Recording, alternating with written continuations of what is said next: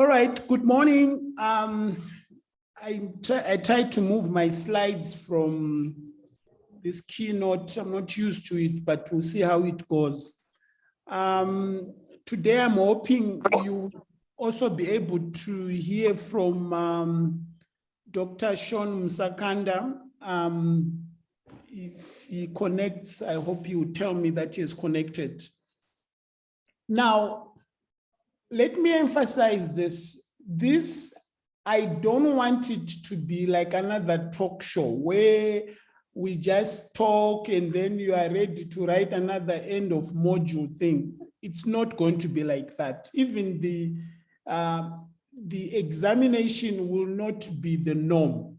So you will have to get the heart of the matter. I really would like you to understand the concepts. The reason why I am also calling someone like Dr. Sean Msakanda is that he's a medical student who just completed and passed.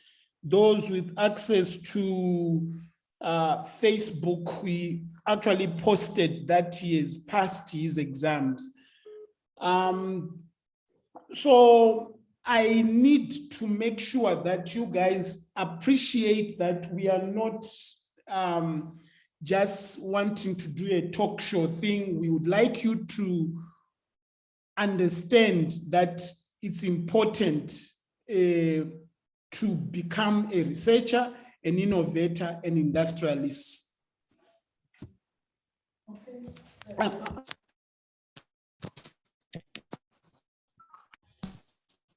So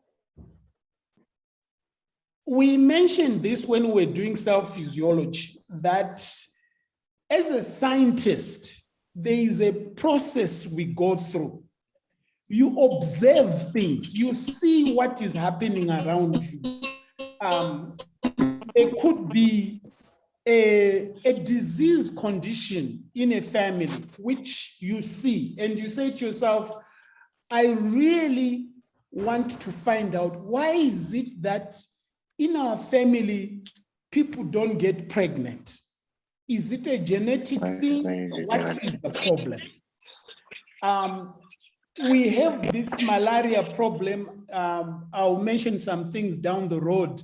But as a scientist, you see things, you start asking questions. What can be done? There are too many problems in health in Zimbabwe right now. So you must have this way of inquiry. I want to know why this is like this. Why is it by now we have not sorted this bilharzia or malaria problem? Are you telling me that all these scientists, they can't figure out how to kill a mosquito and make sure that we don't have the malaria problem?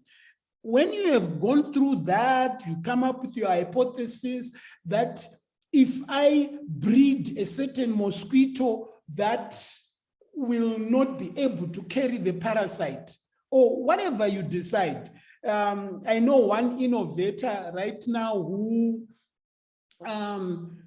is collecting the bacteria from earthworms, and those bacteria produce proteins that perforate. So they are trying to come up with a biopesticide to spray the armyworm, fallworm or armyworm, which is destroying maize fields and stuff like that. So what does this protein do? It gets into the gastrointestinal system and it perforates the gastrointestinal system.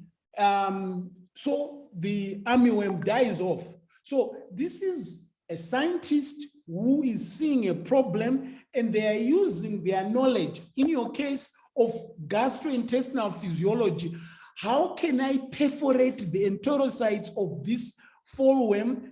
You have come up with a solution to a problem. But that's, you come up with your hypothesis, you test your experiment. So they're actually testing these things in a lab, analyze the data you get. Does the fallworm actually die? Make a report. So again, there is a way we report our data as scientists.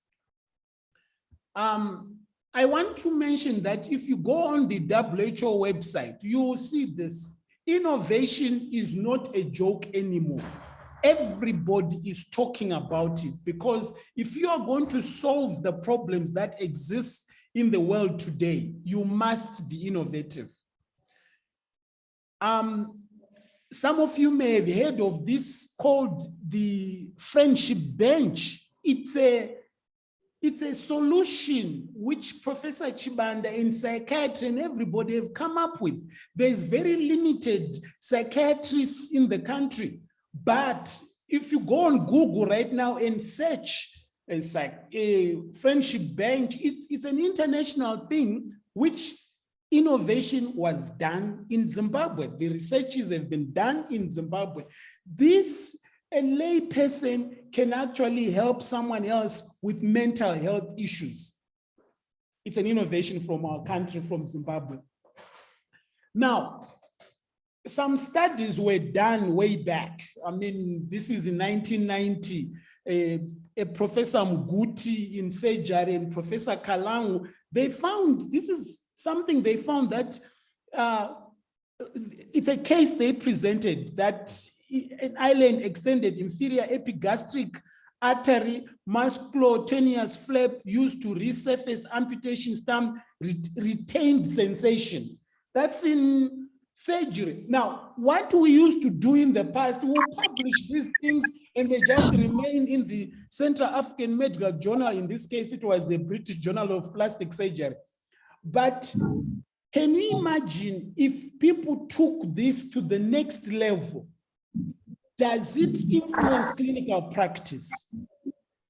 Now, I talked to you about, and I mentioned, I don't know whether many of you since went to check the Samba thing. Here is the type of research that was done on Samba and the publications. Zimbabweans were involved. That's the research. And I say to you, please find time to watch this video, which is on their website.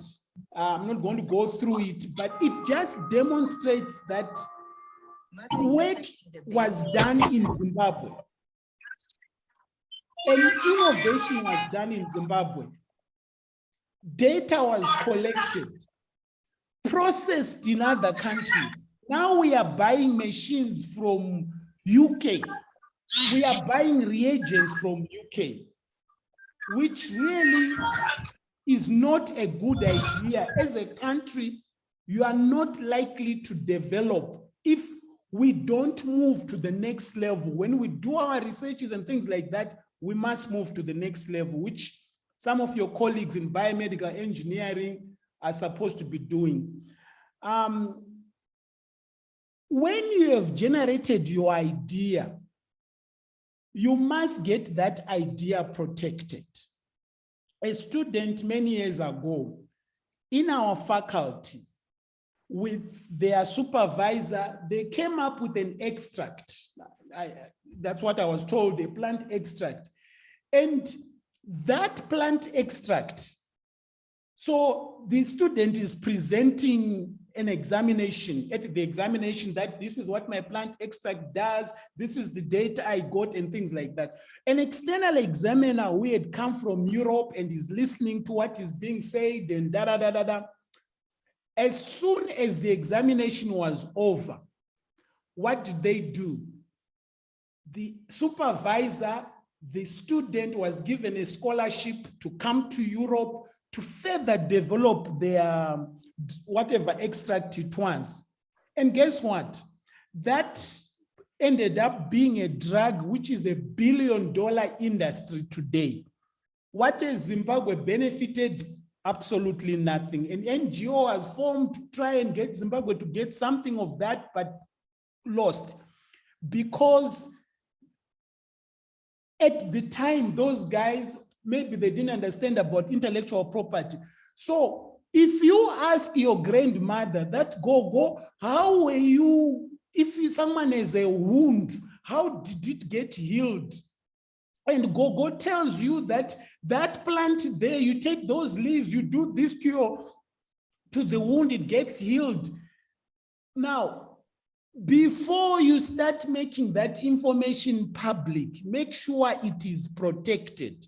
There is the Zimbabwe intellectual property, there's the world intellectual property, there's Google, whatever, and things like that. Make sure your information is protected.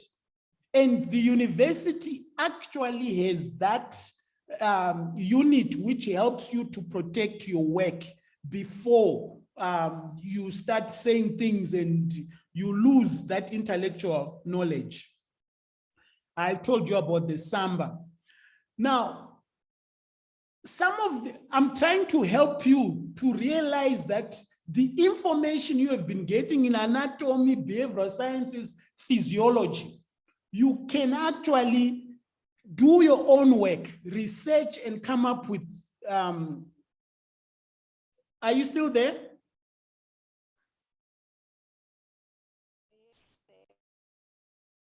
Hello? Yes, Professor. Oh, you are still there, good. Now, you see how this thing called the kangaroo, they came up with this method. Now, it looks simple, but guess what? Babies are taken care of properly. It's a best practice which is now used all over the world, this kangaroo type of nursing. Many years ago, there's someone in pediatrics called Professor Natu, where we have issues with drugs. We have issues with manpower. But guess what she did? Professor Natu presented in the early 90s a once daily deep intramuscular gentamicin versus an 8-hourly intravenous. The result was saving in manpower.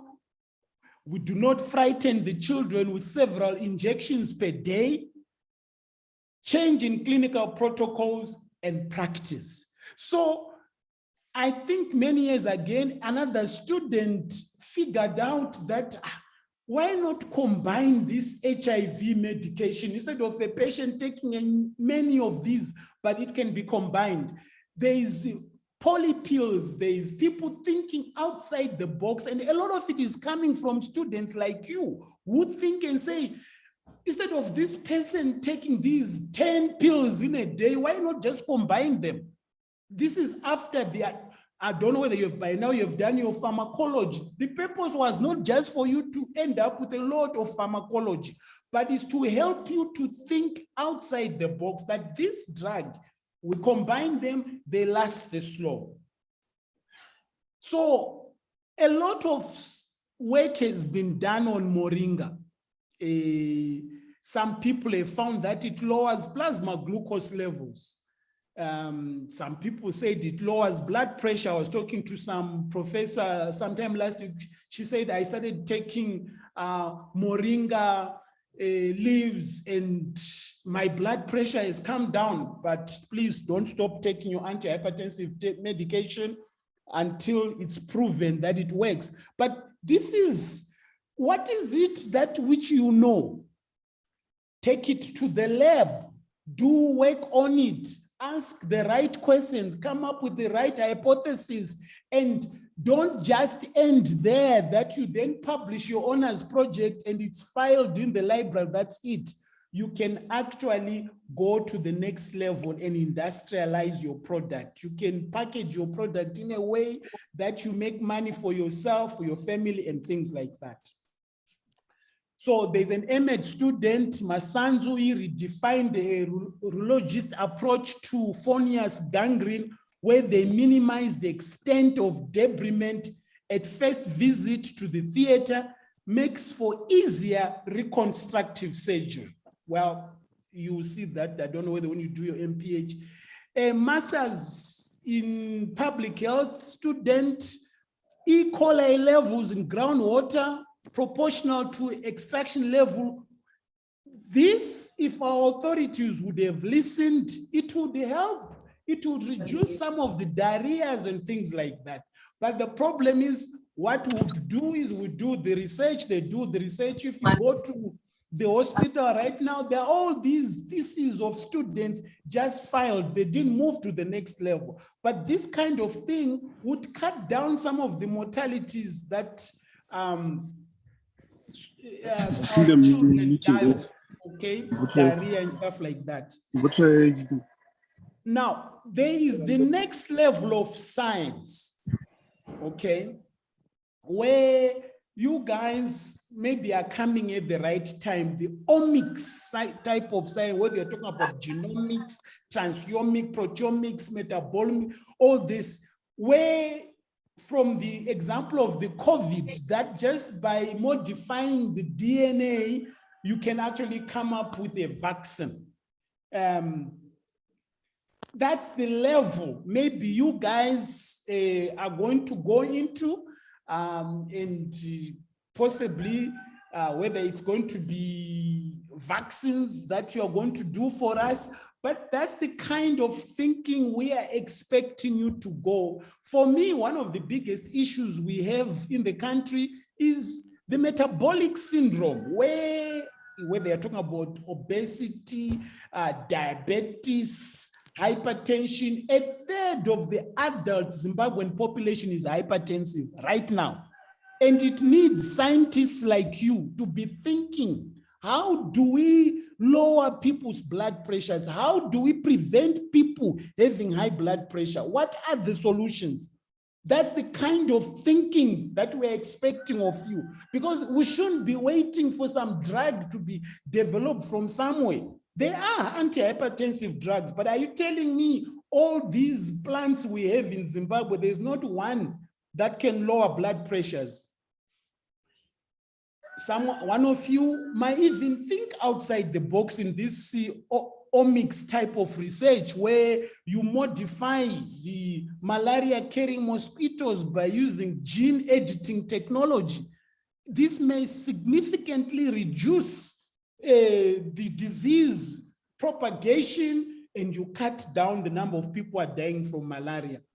Then these pharmaceuticals, again, another thing that is important in this, ladies and gentlemen, is that if you try and do this on your own, it doesn't not work. You need to have colleagues in pharmacy. You need to have colleagues like you who are scientists. You need to have colleagues who are biomedical engineers. You need to have clinicians. So you work as a team and say, I have this idea, guys. What do you think as a behavioral scientist? What do you think as a pharmacologist? What do you think as a chemist? Okay, so people sit down. Even sometimes you need people who are in computer science, that they get you this modeling and things like that. You need to learn to work as a team. On your own, it's not going to work. People in veterinary science can actually help you. I mean, I mentioned this armyworm biopesticide. If you notice, someone should have understood physiology. Someone should have understood the chemistry, the protein chemistry, that this thing can perforate the enterocyte. That is how you have to be thinking. If you can come up with this molecule that will reduce aging, reduce the speed of aging, which is maybe chapter 1 of your Ganon, it will be very interesting. You become a billionaire because people don't want to get old. That's why people like Michael Jackson used to sleep in a hyperbaric chamber with high concentration of oxygen. I don't know how that would make him live longer, but that's the thing. And obviously, cellular therapy, regenerative medicine, those are some of the areas. Of course, at the moment in Zimbabwe, we may not be looking at this type of research, but you are young. You can work on this, and there are people with money who don't want to die, who have, I mean, it's something you can't control. What's this guy? I was trying to think of this Apple person who died. He could innovate, he could do everything in computers, but one thing he couldn't do, so it was the cancer. Can you imagine someone like you, a biomedical scientist who thinks not in a box, but saying, how do we sort cancer issues in Zimbabwe? We have colleagues who are dying of prostate cancer. We have people dying of breast cancer. Recently, I was listening to this oncologist talking about that the cervical cancer is multiplying.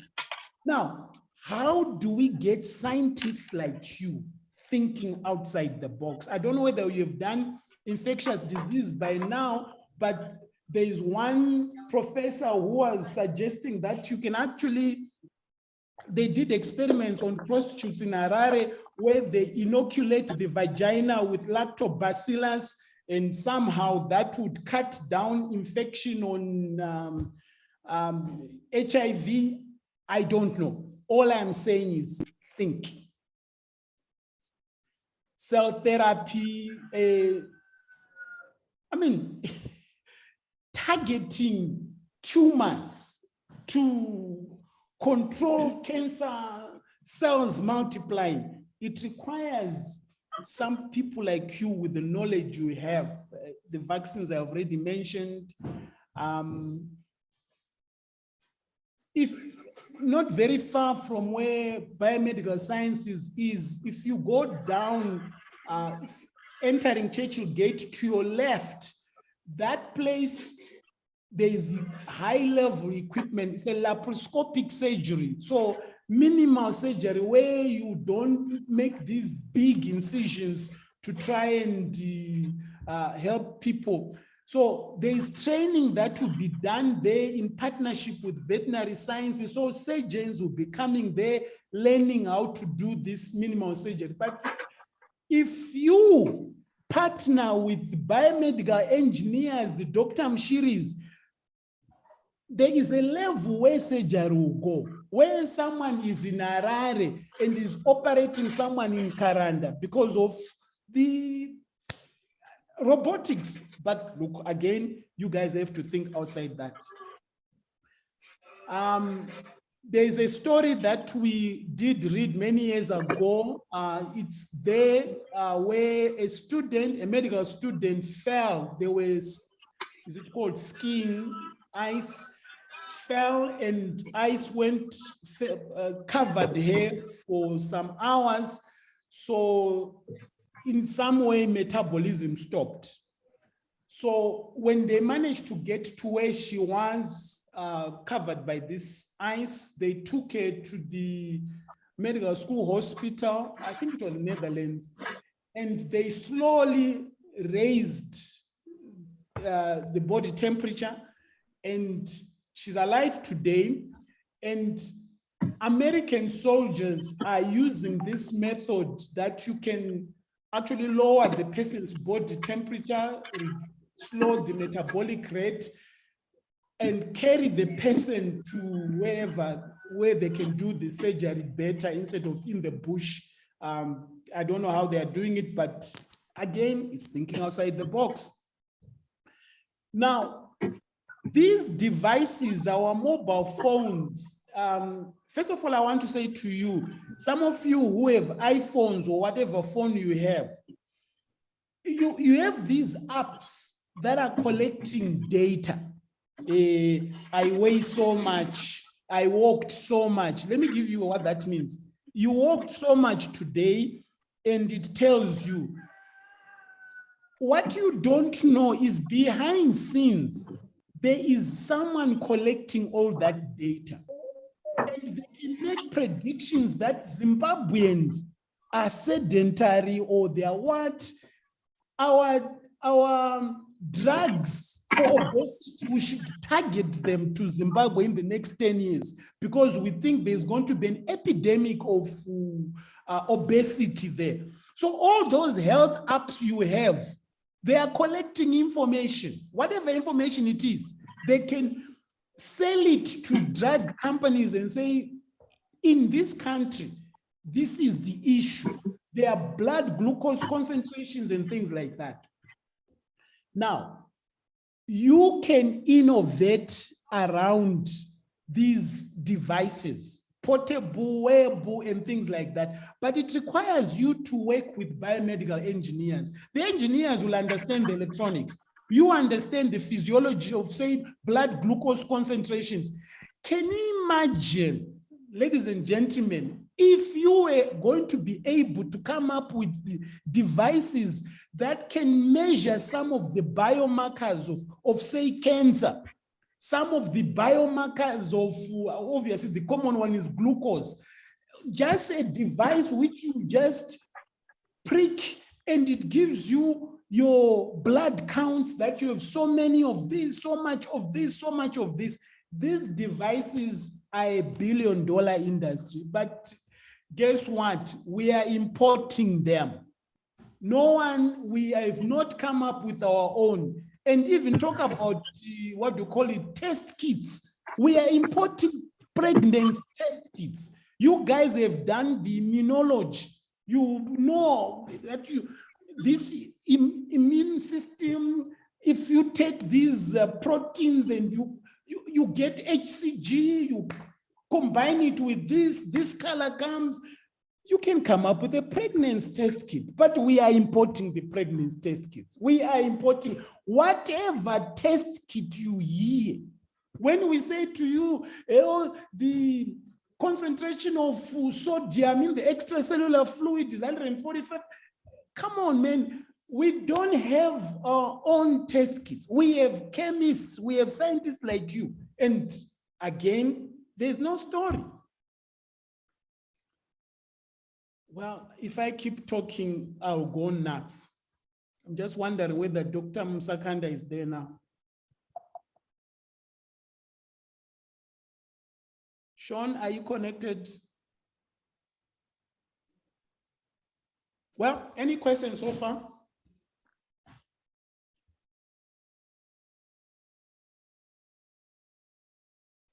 Hello?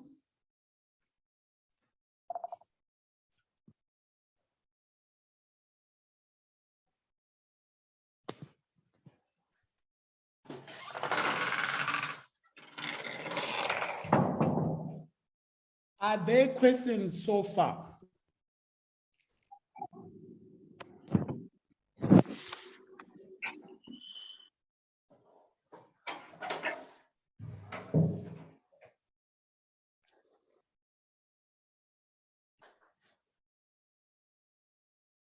Your hand is up, please. Just Michael Chuma, go ahead.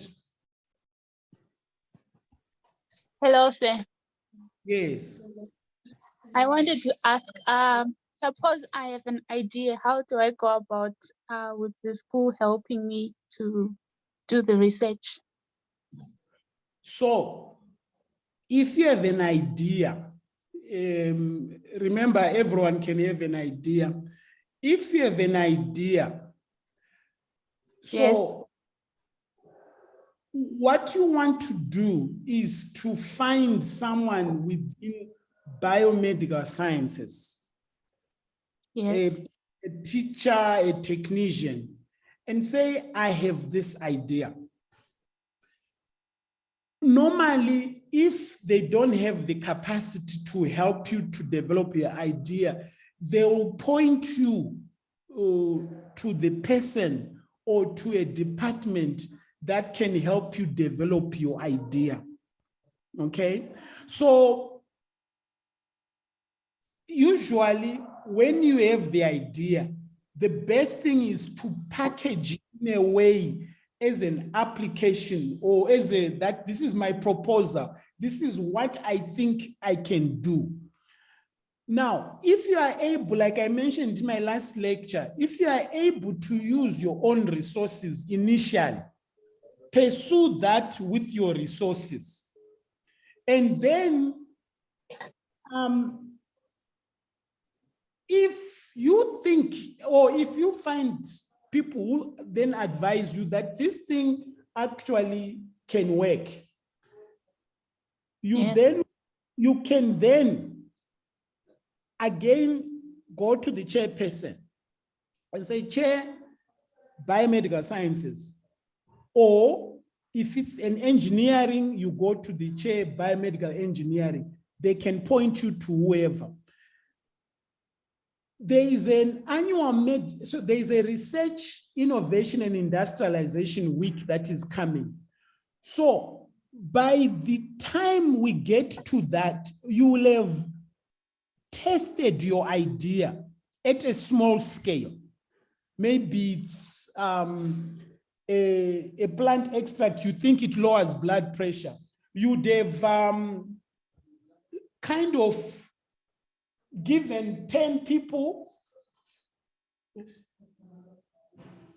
you have given 10 people, you tested their blood pressures. Or if you think that thing lowers blood glucose, you have the results, you have the data to show that there's a possibility my plant extract can do this, or my plant extract actually increases the healing capacity of wound. So you are measuring, and maybe you ask someone like Mr. Nandara in physiology and say, am I able to have access to 10 rats so that I injure them and test my whatever and see what happens? Then you present your results at the annual at the Research, Innovation and Industrialization Week. And people say, no, there's some potential interest in this. Yes, then what happens? You are then invited to present that in front of other authorities, business people and things like that at the Innovation Hub.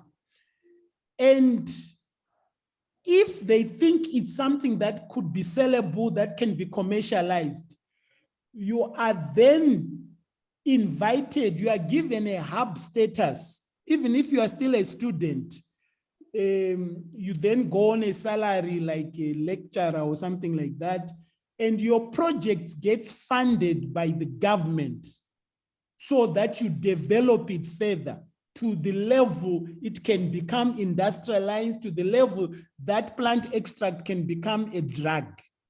So that's how it happens. But there are many other ways. Sometimes you can apply for grants because there are adverts of people who want to fund research, but that type of research, they determine it. But there are other people who say we can fund any research. But there are many ways you can access funding. The only thing is that you need to go to the right people who can give you the advice that this is where you should go. A Professor Gomo at the hospital there has access to funding for traditional medicines. So you go and talk to him and say, Prof, there's this thing, how can I develop it further? That was a long answer. Thank you, sir.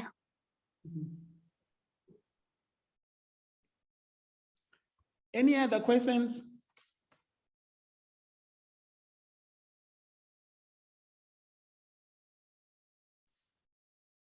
Dr. Msakanda, are you connected? Yes, I am, Prof. I'm just trying to load up the slides before I share the screen. So, Dr. Msakanda did medicine. So you did first year, second year physiology, so medicine, and then he specialized in physiology, got his BSc honors intercalated in physiology, and continued with his medical degree. I don't know how he ended up with an MBA somewhere, but because he also was thinking outside the box, that we are not just saying nerve activity, action potentials, the conduction speed of no, as you will hear from his story, it's the kind of thinking I'm expecting of you. Like I said, this course is not just the usual. We want you to think outside the box. So I will let him speak his story. He's one of our innovators in the Innovation Hub. How much are you earning, Doctor? So he's getting paid, but he was a student and he was getting paid. Being an innovator in the Innovation Hub. So Dr. Msakanda, all up to you. Thank you, Prof. I'm having a bit of a challenge loading up the slides, but while we are loading, I'll just say a little bit about myself. My name is Dr. Msakanda. I recently qualified to be a doctor. So it's still pretty much, it's still quite exciting.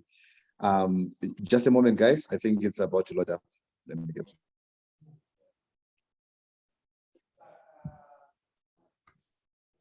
Can you hear me?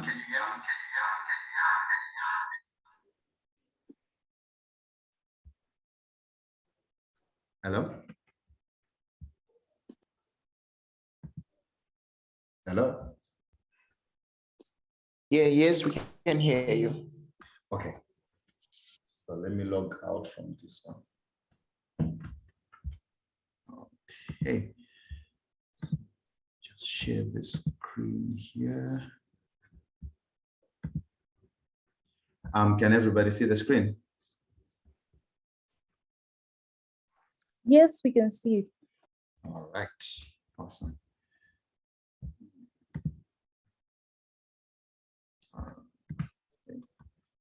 So yes, as I was saying, my name is Dr. Msakanda. I recently qualified to be a doctor, so that's pretty much exciting. It's very much exciting. But like Prof said, in the course of attaining the medical degree, I also took a small detour into the Department of Physiology, where I was endowed with invaluable skills, especially in research and also in critical thinking. Then when I was in my fourth year, I think, I used my physiology degree to apply for an MBA with Zoe, and yeah, finished that one before I finished the medical degree. So that's pretty much my qualifications. But before we go on to discuss more about innovation, I just want to go with you guys through this this idea that is the Zimjet Pharmaceuticals, which will be an IV fluid and medicines manufacturing plant. It is essentially an awakening of creativity and inventiveness to achieve import substitution. So, as you might know, currently we import IV fluids, and when you think about it, IV fluids are essentially water with salt or water with sugar. There's nothing special about that. But can you imagine that out there right now, we still have planes that land at Robert Gabriel Mugabe International there, carrying water with salt. It's an insult to our intelligence, to everything that we claim to be. We know we claim to be very much literate, but then we're importing water with sugar. So that on its own, it was drive enough for us to start up a company under the Innovation Hub that should solve this problem of importing water with sugar or salt. So the mission of the company is to produce high quality injectable products that meet international standards and quench sub-Saharan Africa's demand for intravenous pharmaceutical products. So we not only plan to satisfy Zimbabwe's demand, but we want to expand to other countries in sub-Sahara as well. South Africa, in as much as they have some plants that provide intravenous fluids, they end up needing more than they can make. So we want to make for our country, and then also expand and get more revenue. And the vision is to become the leader in the injectable pharmaceuticals industry in sub-Saharan Africa. That is our vision. That if it's in SADC, then they should see Zimjet products in their countries, as long as they themselves haven't thought up of also coming up with or had the guts rather to come up with this project, because as you will see, it is quite capital intensive. So not many people would have the guts to go for this. Fortunately for us, we have the Innovation Hub that is fully behind young innovators like myself to entrust us with huge sums of money that, in any other country, no one at my level would be allowed to manage or even come up with plans that require such capital. The core values of the company are adherence to scientific principles, quality, affordability, reliability, economic and environmental sustainability. Right. So I'll just touch on the first one, which is quite the most important one, because realizing this, the main reason that the intravenous fluid plants cost so much is because these are fluids that are injected directly into your bloodstream, and you don't want to have anything that could cause an infection. You don't want to have endotoxins, fragments of dead bacteria inside there. So the adherence to scientific principles in producing quality, affordable, and reliable products, which are economically and environmentally sustainable. That is how this whole venture is packaged when we sell the idea. So what we can do for our country, we can make normal saline. We can make 5%, 2.5% dextrose ringless lactate. We can make the bicarbonate IV solutions. We can, so this is what we are going to initially start up, producing. But ultimately, we also want to expand into intravenous medications like amphotericin B for people with cryptococcal meningitis. We also want to venture into chemotherapies because when you look at the numbers, when you do the market research, you look at the numbers, you find that chemotherapeutic drugs, the ones that are used for treating cancers, what makes them more expensive? It's not the compound itself, but it's the packaging that they make, so that they make that small IV bag of the chemical. So we want to do away with the idea of importing IV chemotherapies. We would rather start importing the active ingredients. We mix them here locally, and we'll cut costs drastically. And of course, eventually, would want to make even the chemotherapeutic drugs locally. We will also venture, of course, into intravenous antibiotics. So just a brief note on the company structure, and this is just a skeleton. Of course, there'll be lots more that will go into the plant.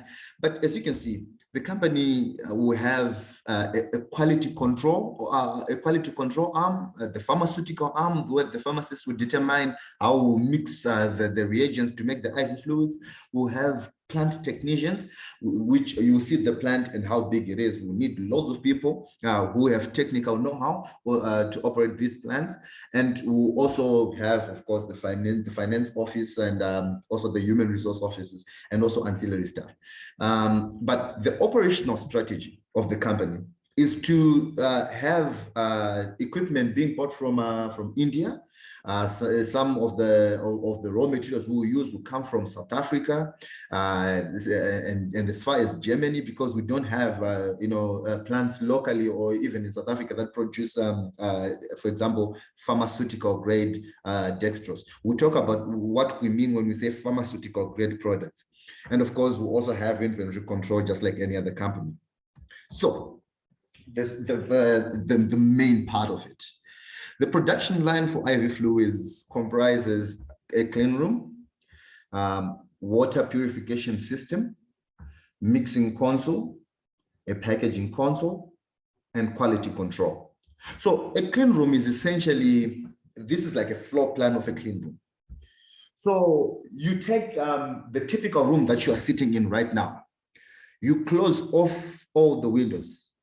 Then you take an air conditioning unit, you plug it into one opening so that it blasts air through into that room. Then you create another small opening on the other end of the room to let the high pressure of the air out. That is in essence, that is what a clean room, that is how it functions. It blasts high pressure air. As you can see, if you can see my mouse, you see that there are these rooms that have 3 pluses, that have 2 pluses. This is all pressure as shown by the data over here. So we blast air through what is called an HVAC system, which is essentially a very big air conditioning unit. We blast air, into the entire structure, so that we maintain certain pressures of air. This is done so that we don't have pathogens sticking to surfaces and then contaminating our products. And even the way that we get into the clean room, if we are going to get, because in here is where you have the biggest machine. When you get into the clean room, there's a procedure. You don't just walk into the room and you go to turn the machine on. So you get in there with hazmat suits. There's a decontamination area. Even when you're putting the components, the raw materials, they also have to enter through an airlock. All of this is to make sure that in the product that we're making, there is no contamination whatsoever. Like I mentioned, these are intravenous products. You get just small endotoxins, you could die. So this would be the water for injection plant. So we would need what is called water for injection. It's not just any type of water that is used when you're making intravenous fluids. You don't just need the reverse osmosis water. You know, when you get into spa, you see that reverse osmosis plant. That water is not even good enough when it comes to intravenous fluids. You need what is called a water for injection generating plant, which will make this super sterile water, which is essentially just H2O, no other ions, no contaminants, no particulate matter, nothing. It's just pure H2O. Then the water will be then sent to this machine. Let me see if this video will play. Yes.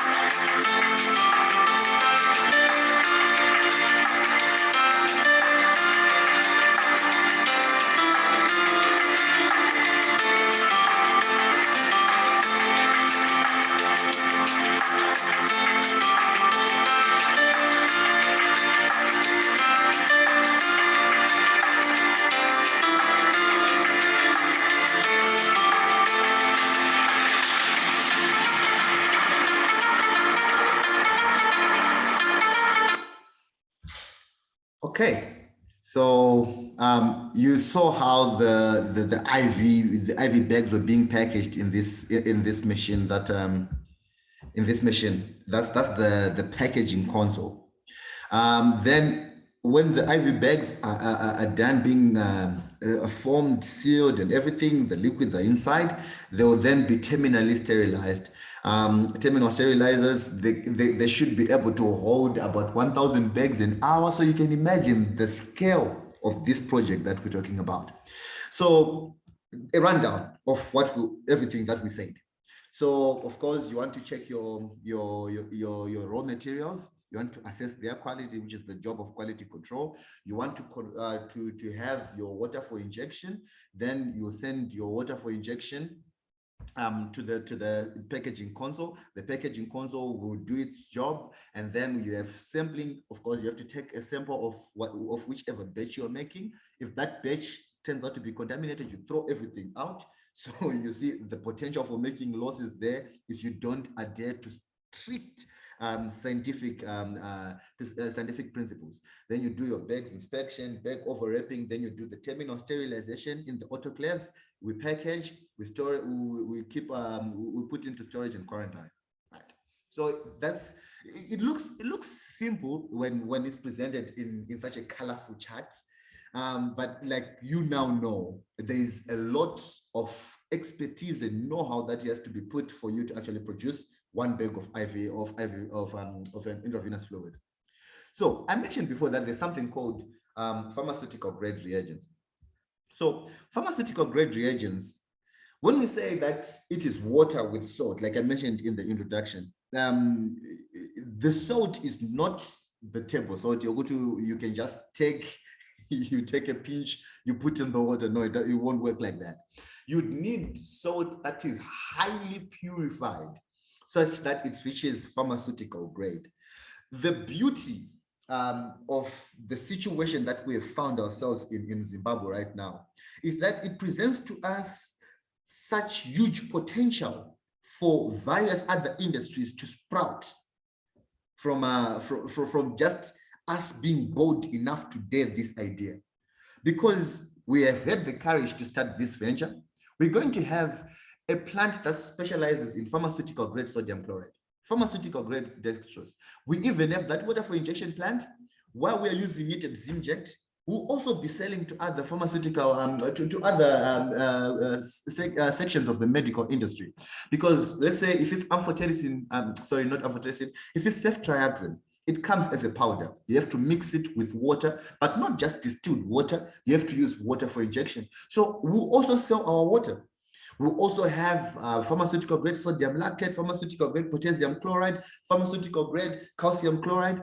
And all of these industries are being formed so that they feed into the IV production line. So imagine how many people will be employed in the sodium chloride plant. See, we are servicing a much bigger portion of the economy through just one idea. You know, we're going to bring to create so much employment for people out there who need these jobs. You know, so when this idea was being cooked up, these are the things that we're putting into consideration. Not just to say I want to make IV fluids, but what else can I do? You know, this is a unique opportunity to learn, to also grow an industry, and also create employment for people out there. Anyways, so that's the scientific and you know, the management part of it. The production cost, you guys are not interested in these numbers, but just to show you how much work goes into this, because I want you guys to realize that when you set out as an innovator, it's not all rosy. You don't just have an idea and it just you know, let's say you want to make that the pill that the medicine that Prof was talking about, which can lower blood pressure. It's not just enough to say that I found this active ingredient. As an innovator, you must also think ahead and also think in terms of numbers, because people out there don't really care about the science of it. If it works, it works. If it doesn't, it doesn't. So if it works now, what they care about is the money part, because obviously, you know, for bigger projects like these ones, you probably won't be able to self-fund. So you need to get capital. You need to talk to people and everybody in the business sector. You need to talk to bankers, so that, you know, you can get funding for your project. Otherwise, it will all just end as a pipe dream. Trust me, many brilliant projects have ended just as a dream because people did not have an appreciation of basic accounting and just to put things into perspective in terms of financials. So, you know, the project will cost something like 2.3 million to set up, which is this number right here, about 2.3 million, and there's a lot that goes into setting up. And also, you know, you do your costing, how much is needed in terms of quantity and also in terms of money. Once you come out of the laboratory with your active ingredient that works, people don't care about that. They want to hear about money. How much money are you going to make for them? How much money do you want to take from them? So, you know, the bottom line, you know, the profit, annual profit, is something like 2.6 million in the first year after we've covered our costs. So imagine just one company that is able to recuperate its startup costs and then make a profit in the first year. It's such a unique industry, and we are uniquely positioned as well because we will be the only people who are doing this. So also think about that when you're thinking of your ideas. What is unique about your idea? What sets you apart, you know? Because if you say you've invented something like okay, let's just look at something rudimentary, a new way of transporting people. Let's say you have your own version of Uber, right? There already is Uber. There is Via, which is struggling. right? So if you come up with an idea that is to do with transportation and you haven't really done market analysis, and there's nothing unique about your innovation, about your invention, you're essentially wasting your time because you'll be beaten by people who are established already. Look into things that we don't have. Look at market gaps and try to fill those. Don't just do research for research sake, but even before you're thinking of your ideas, think how unique is my idea? Where will it fit in the market? Do people really want this?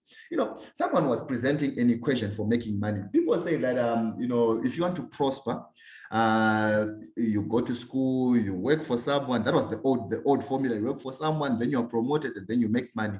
But then someone presented a unique take, which is if you want to prosper, and your prosperity is your community's prosperity, it is our nation's prosperity as well. So essentially, I'm saying if we want our country to prosper, we have to think in terms of the market. Solve a problem that the market has, and the market will reward you handsomely. Look at any innovator right now. Look at any multi-billionaire, the likes of Elon Musk, Bill Gates, all of those people. They solved a problem and the market rewarded them. Vakafunga a unique idea and the market rewarded them. So solve a problem that the market has, the market will reward you handsomely. And these are just numbers. So that's the end of the presentation. But yeah, mainly where I wanted to touch on when it comes to innovation, that's what I was just mentioning. Solve a problem and let the market reward you. So it means that for you to now recognize the problem, it means you have to be well-read. You have to be up to date with current affairs. Don't just spend all your time inside Ganong. Ganong is beautiful. I mean, it's probably the most beautiful text you ever encounter in medical school. But there is also the world that is functioning outside, what we do in medical school. So don't just limit yourself to say, I'm probably going to be a doctor, I'm going to be a nurse, I'm going to be a pharmacist and all of that. But think in terms of what is happening out there? How can I help?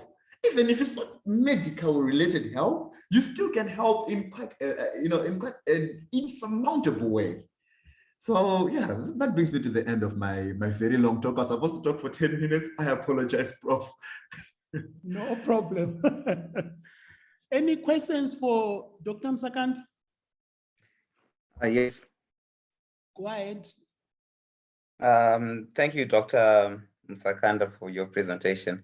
However, during the presentation, you were saying things that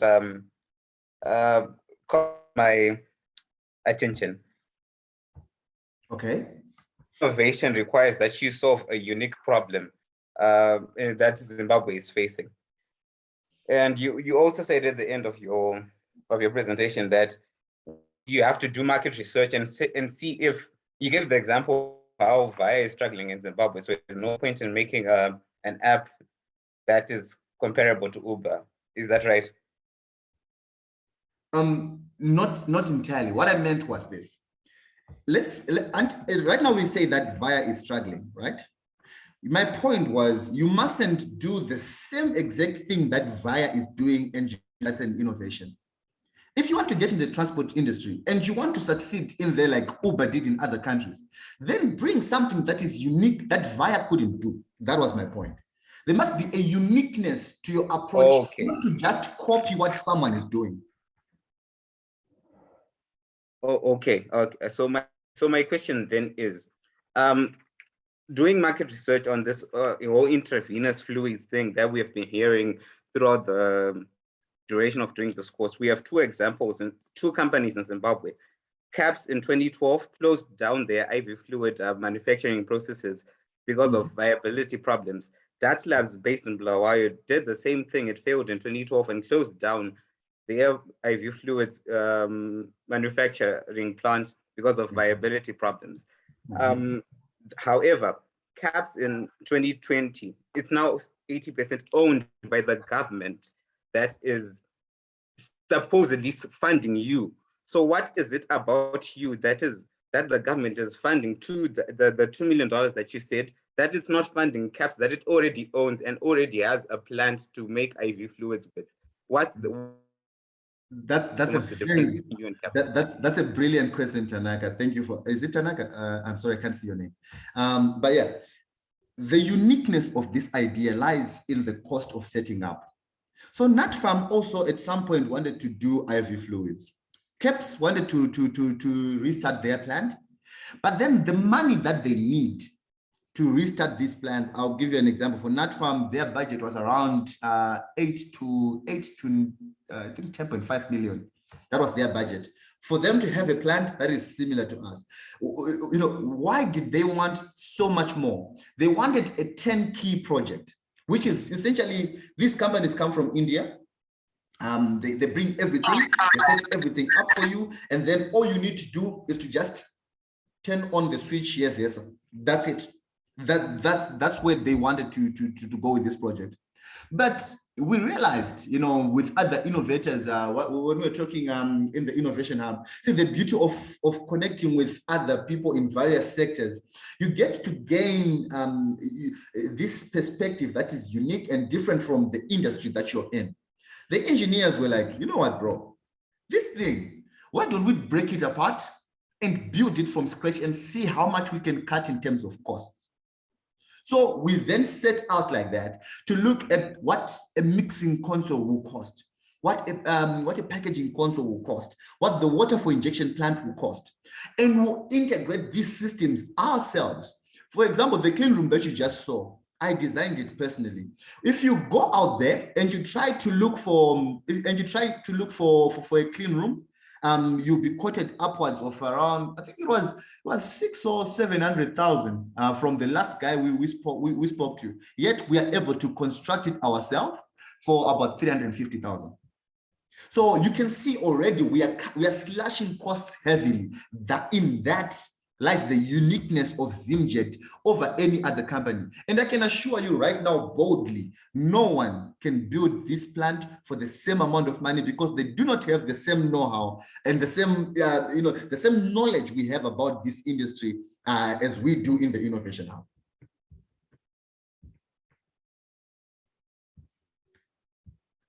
I hope you answered. Any other questions?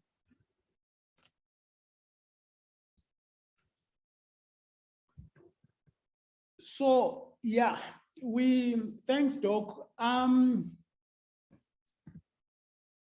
The other thing you may also want to note is that old machinery require lots of electricity, and that could affect your profits. I mean, I don't know why we are not able to resuscitate things like Zisco steel and things like that. I think it's the old machinery, old methods, which are very, energy requirements are very expensive, and you then don't make the money. So with what Dr. Msakanda is talking about, some of those things are smaller, they are cheaper in terms of energy.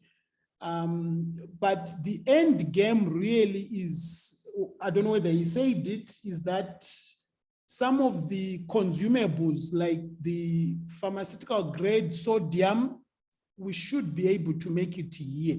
The science we have, yeah, we should be able to make the salt here. I think there's a salt mine, or initially we may be importing it, but we should be able to do that locally. That's where we should be going, that using some of the resources that we have, because then you can control the cost as much as possible. Is there anyone else with another question?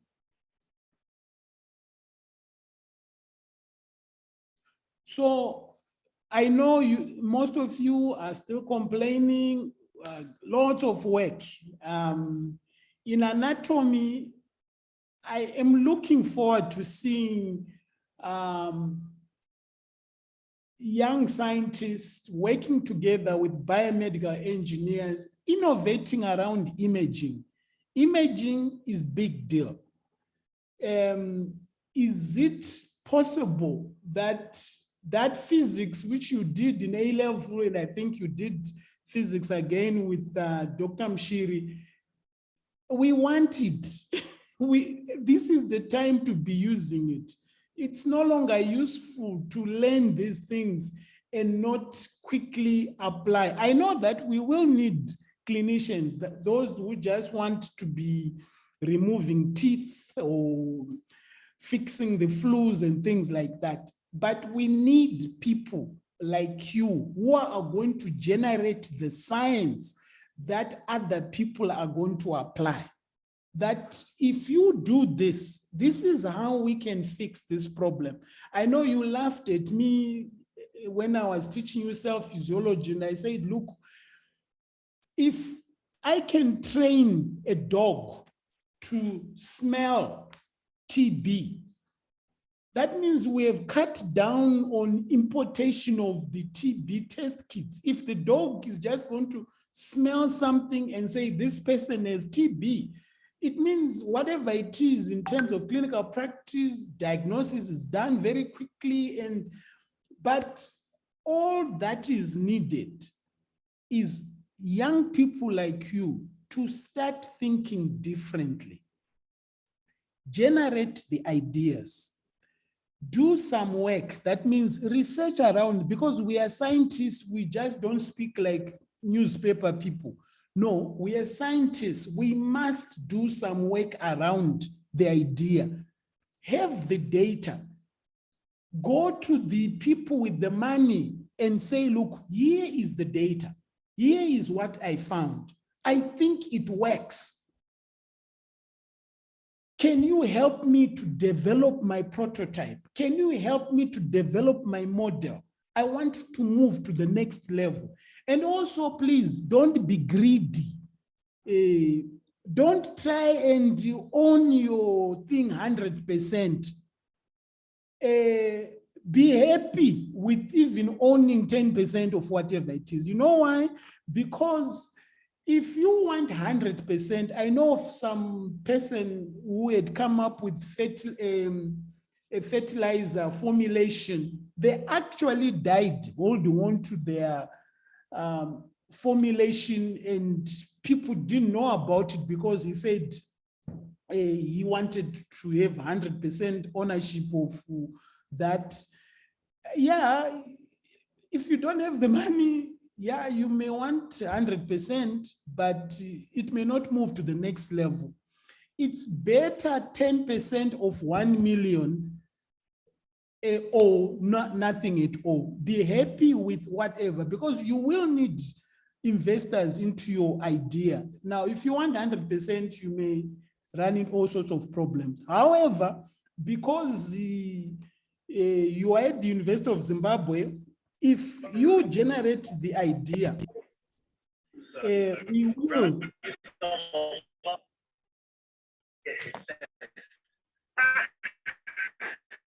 Laura, please mute yourself. If you generate the idea at the University of Zimbabwe, the minimum, if you start making money, which it's not, it's going to be in a policy document, it's about 27%. You can then have the rest of the whatever percent, 70-some%. But because you are at the moment, you are using UZ electricity, and the fees you pay actually is being supplemented heavily by government. So they deserve a certain percentage from your company if it comes out. So we want to come up with thousands of university companies, and that money can also be used to finance some of the activities, the labs, the whatever at the university when you start making your money. That's how the Stanford universities, the Harvard universities are doing it. It's their graduates who are setting up companies, and they put money.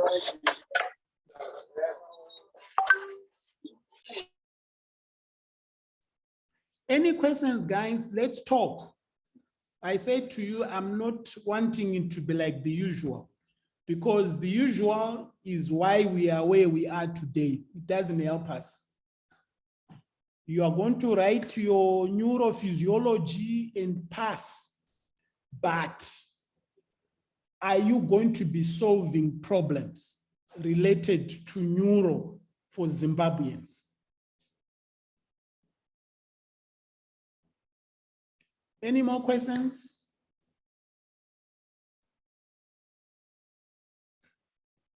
Class rep, are you there?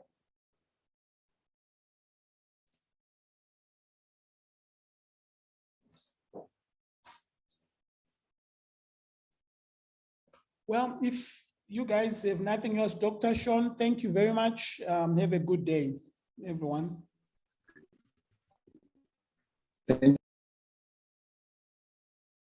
They're saying, someone saying there's still questions. Where are the questions, Daniel?